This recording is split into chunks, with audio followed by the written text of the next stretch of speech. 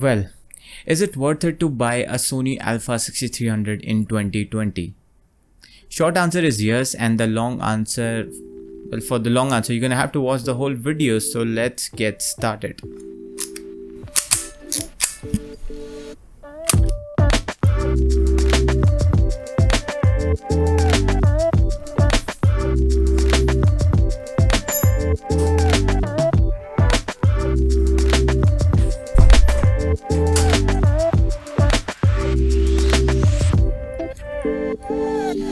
So you're probably wondering what the hell is this thing. It's actually a camera by the company called National. It belonged to my Nana ji and it is a very old camera. The coolest thing about this is it is a black and white film camera, and you know, I am a sucker for these kind of vintage stuff. But enough about this, let's talk about the Sony Alpha 6300. Okay guys, I have been using 6300 for last 3 years and I thought this was the time to upload a video about it. Right now I am not shooting on Sony Alpha 6300, it is the new camera. I have actually sold my 6300 just recently, and I'm not gonna tell you what camera I am shooting on. It's gonna be a surprise. I'm gonna make a different video about it. But yeah, let's move on. The camera was launched in February 2016, so it has almost been more than 4 years, but still the camera is a great option if you're getting it secondhand. You can only buy a used camera now because it was discontinued by Sony, so no new 6300s anymore. But yeah, is it worth it to buy it? Let's figure out. At the time this camera was launched, the features blew everyone away. It offered the features that were there in very expensive cameras like 1DX Mark II and cameras like that. Features like 30 FPS up to 4K and 120 FPS up to full HD. It wasn't available in any other cameras, and autofocus was the best in the market. But to figure out if it stands a chance in today's market, we're gonna have to compare it with some of the newer models that Sony has launched in the A6000 series. First time I have physically written the script. I don't know for what reason.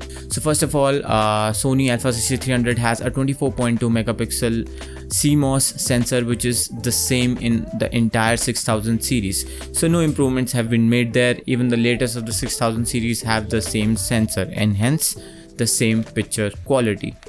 Now there is a site called DxOMark, and they basically what they do is they review different kind of products including cameras and smartphones, and then they give an overall rating based upon the different aspects of the product on their website.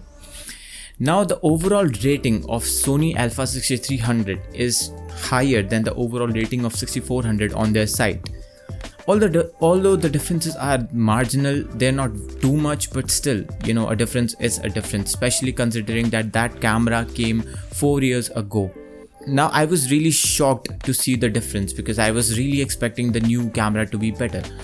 Now of course we would expect the newer camera to be better in image quality, and I think they're pretty much the same in terms of image quality. I don't know on what basis did they give that data. According to my own experience, the way I've used both the cameras, I think both of them are pretty much the same. So yeah, the image quality is pretty much the same in my experience, but what you get along with 6400 is HLG picture profile, which is not there in 6300, and we'll come back to that later in the video.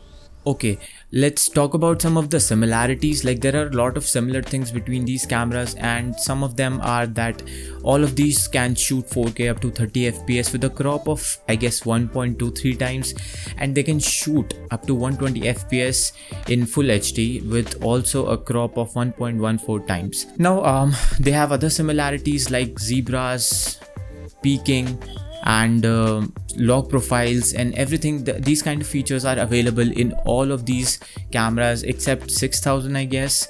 But yeah, I mean I think you don't have log profiles in 6000 as far as I can remember. Maybe I can be wrong about this.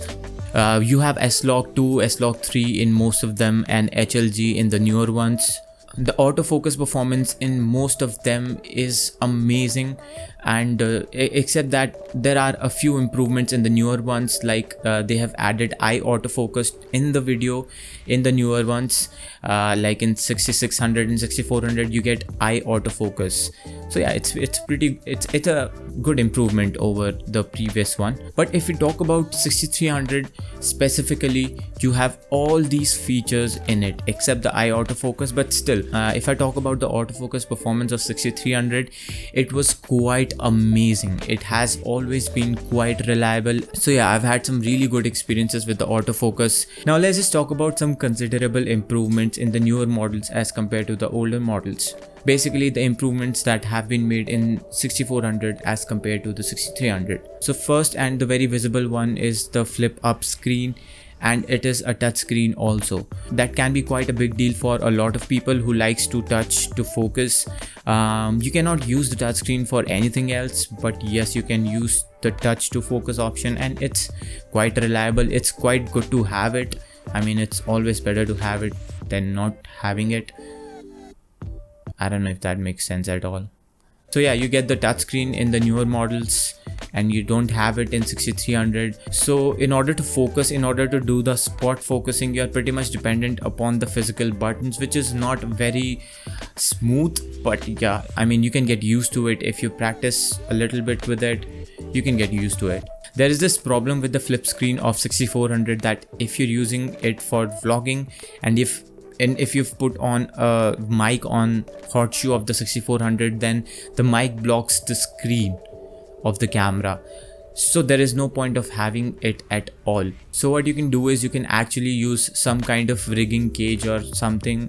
I'm not actually sure what company makes it. I think Small Rig makes it, and you can actually shift the position of the hot shoe from one position to another, and then you can put the mic there at a different position on a camera so that your screen doesn't get blocked. Another huge fix in the newer models is the overheating problem. Overheating was an issue in 6300. It still is if you shoot 4K for more than 20 to 25 minutes. It is going to overheat. That is a fact. That still hasn't been fixed with any of the firmware updates or anything. So yeah, that's still a problem. But yes, it's only a problem for people who shoots 4K for a longer period of time. But one major big deal for me, if I had to go for 6400, I would be happier just because of this one reason, and that is HLG picture profile. I have noticed that HLG is way better in handling colors than the other profiles that are available on Sony crop sensor cameras, and that is because you're shooting an 8-bit footage from your camera. So shooting a very flat profile is not such a good idea, because you're basically overflowing a bucket, if I put it that way. I mean, the number of colors in 8-bit footage is not that high, but it's okay if you're not shooting that flat. But if you're shooting a very flat profile like S-Log 2, it is basically like overflowing a bucket only. The colors come out of the bucket, you start seeing a lot of banding and artifacts. So yeah, that happens because of that only. And I have this another problem with S-Log 2. You have to overexpose it to +2, and I really don't like overexposing my footage. I mean, I did not like it in Sony, at least, because the sole purpose of shooting in a log profile is that high dynamic range. But whenever I overexposed my footage, I was never able to recover the details from the highlights. I mean, you can recover details to an extent, but that extent was very low in my opinion. So yeah, I mean, there is no point in using a log profile and then overexposing it and then, you know, not being able to recover that data, those details from the highlights, because that was the sole purpose of the log profiles. I'm trying to make it as easy as I can for you guys, but if you do not understand anything, like even a single thing, you can just ask me in the comments. And please, we're about to reach to the end of the video. Please subscribe my channel if you're liking it so far, and yeah, let's go on. So yeah, in my opinion, HLG is an amazing option if you want to shoot in log profile without shooting too flat. HLG is one of the most balanced profiles right now. Now that I've explained all the improvements that Sony has done in the newer cameras, let's just come to the conclusion. Why should you buy 6300? In which case you should buy 6300? The first would be if you are only concerned about the image quality, because image quality is pretty much the same in both the cameras. You get almost the same dynamic range, you get all the same kind of colors and everything. With the exception of HLG profile, pretty much everything is same in terms of image quality. So if that is your concern, then I think you can get away with 6300 and you can save a lot of money there. And that is only if those physical features and new improvements are not very important to you. Second case in which you should buy 6300 is when you are a beginner. If you're just beginning, if you're just getting into filmmaking, or if you just want to vlog or just do anything and you're just getting into the camera stuff, then I think it is a great option to go for, because you're gonna get it for cheaper prices, because it is a used camera. Of course, you're getting basically the same image quality, and most of the times when we are getting into something, we don't have a lot of funds, we cannot invest too much into it. If you can invest, go for 6400, but if you cannot, then I would really suggest you to save your money, because you're gonna have to invest in good lenses also. Save up your money and go for 6300 if it is available somewhere in your market, because that is a great option. Now, in what cases should you buy 6400? First case would be if you want that perfect vlogging kit. I mean, not the perfect one would be in which there is IBIS, but still, I mean, in this price range, you're not gonna get IBIS anyway. So yeah, I mean, if you want that great vlogging kit with that flip up screen and everything, and if that flip up screen matters to you a lot because you have a lot of struggle framing yourself without a flip up screen, then in that case you should definitely go for 6400, considering that you have the money to invest. Second scenario in which you should buy the 6400 is the one in which you are professionally shooting videos for longer duration. Because of the overheating issues and a record limit in 6300, it's not a very good idea to go for it when you want to shoot things like interviews or weddings, because the camera is going to give up on you after 20 to 30 minutes of 4K video recording, and that is not something you want, right? So yeah, if you shoot that kind of if you shoot those kind of things continuously at 4K, if you're shooting at 1080p, it's not a problem at all. I have shot all day long on 1080p, day after day on 6300, and I've never had a problem. But if you're shooting 4K, it is going to matter to you. I'm telling you, it is going to matter a lot. So yeah, I mean, in that case, I think you should go for 6400. And I mean 6400 is actually an upgrade in a lot of ways. You're getting a lot of features. But yes, I mean, if picture quality and those kind of things are your only concern, then you should definitely go for 6300 if you're getting it, especially if you're just a photographer and you are into just stills. So yeah, I mean, if you're shooting stills, then I think it is it's still a very great option. It is an amazing option for you if you're into stills only. Yeah, I think that pretty much wraps up the video. Thank you so much for watching this video.